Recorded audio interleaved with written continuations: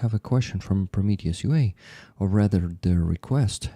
He prepared the second article. It is about the Ukrainian tradition of hrobki. To be honest, I would really like to also discover something myself because I think I don't realize the full meaning of it. Prometheus UA wrote, "There is one president of one country. His approach of peace through strength has turned into peace through weakness. And making this country great again is turning into making this country pitiful for the first time. He is suggesting that Ukraine should give up the territories occupied by Russia, even officially renounce them. Western politicians continue to show again and again their complete misunderstanding of Ukrainians. They don't realize that Ukraine will never do this. Rollers, you've been watching Rick for a long time, and you understand us Ukrainians better than the best experts and analysts who studied Slavic or Eastern European studies at Western universities. You know very well that on the occupied territories live Ukrainians, people who live in fear and oppression, waiting for liberation. Rick could tell you many stories about it from his own experience. We will never abandon them. But there is also another very important reason why Ukrainians will never give up trying to free our land. I will tell you about a very ancient, pre-Christian Ukrainian tradition, one that is probably thousands of years old. Starting today and counting throughout the next week, it is a sacred duty for every Ukrainian to visit the graves of their ancestors. This tradition has many different names across regions of Ukraine. Проводи, гробки, могилки, Radonica. I'll tell you all of this from my personal experience, he says. I remember it from the early 1990s, right after the collapse of the Soviet Union. The country was radically shifting away from the communist economic system, so people didn't have much money at that time. But no matter what, every year, sometime during this week, my whole family would go to the village where my mother's ancestors were buried. Even before the main visit, we would go to clean the graves, remove weeds, and plant something. And I can show you the first photo, guys. That's how it looks. It was absolutely necessary that by the time this sacred week arrived, all the graves of the ancestors were well tended. Yeah, I actually remember that. Like a week before that Sunday, we were also doing that. We were going to the graveyard and cleaning up the graves. So I continue. In my region, we would visit the graves on Sunday and always before midday. On this day, the cemetery would be crowded with people. People from all over Ukraine, even from abroad, would come to honor their ancestors. Sometimes it would be the only time in the entire year that distant relatives would see each other. Oh yeah, I can actually confirm that. So next photo, guys. You see how crowded it is, people everywhere. Now let me explain why this tradition is clearly pre-Christian. Because the church does not particularly approve of it. Eventually, it is just came to accept it. On this day, people must bring and place food on the graves. In ancient times, it was full meals. Now it has evolved into small packets of candies, cookies, or something similar. Through it's often sometimes that the departed person loved to eat.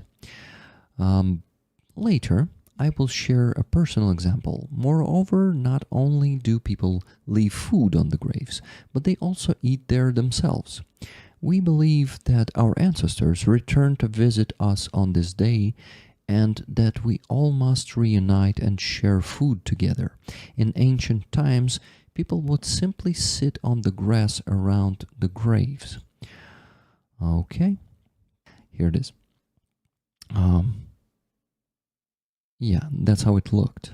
We have some paintings. In the second half of the 20th century, people started building small tables. In villages, there would often be one huge long table near the cemetery where dozens of people would gather. That's how it looks. In cities, small personal tables with benches are often built next to family graves. Yeah, guys, that's how my family had it. On the grave of my grandfather, there was a personal table, and I should go to the next photo. Yeah, that's how it looks. This is not a celebration. People do not party. It is a day that brings even distant relatives together, and they remember shared stories about their common ancestors. At the same time, it strengthens the feeling that your family is much bigger than you thought. Almost every year on this day, I would meet my third or fourth cousins for the first time. Alcohol, although technically allowed, is consumed in very small amounts. You are not allowed to clink glasses, but some may pour a few drops of the grave on the grave as a symbolic act of drinking together. Also, eaten with a fork is strictly forbidden. Only a spoon is allowed. I didn't know that, by the way. I don't know why, but that's the custom. Interesting. Later, when you leave the cemetery, the food left on the graves is often picked up by children and the needy. Yeah, there are also some hobos going around the cemeteries. It is considered a good omen if food is taken quickly from the grave of your relatives. It is also customary to distribute candies and food to poor families with children on this day. And there's another photo. Yeah. This tradition is deeply important for millions of Ukrainians. At the cemetery, we see our ancestors who have passed, our living relatives, and their children. The past, present, and the future are united in one place. And when you look around and see not just your family, but many other large family groups, you realize we are all Ukrainians, bound together by a tradition thousands of years old. It may seem strange, barbaric, or even creepy to eat at a cemetery, I understand. But for us, it is just as usual to think about cremation and scattering ashes as is common in some other cultures. Times change, and with globalization, new generations have become more understanding of different traditions. Now, after all this, imagine how we Ukrainians feel when someone suggests we abandon the occupied territories. It's not just our houses, our people, it's the graves of our ancestors that we are separated from. I can't even imagine what Rick and millions of other Ukrainians who had to flee their homes because of the Russian occupation are feeling right now. They haven't been able to tend their ancestors' graves, talk to them, tell them about their lives, or introduce them to their children for many years now. My heart breaks just thinking about it.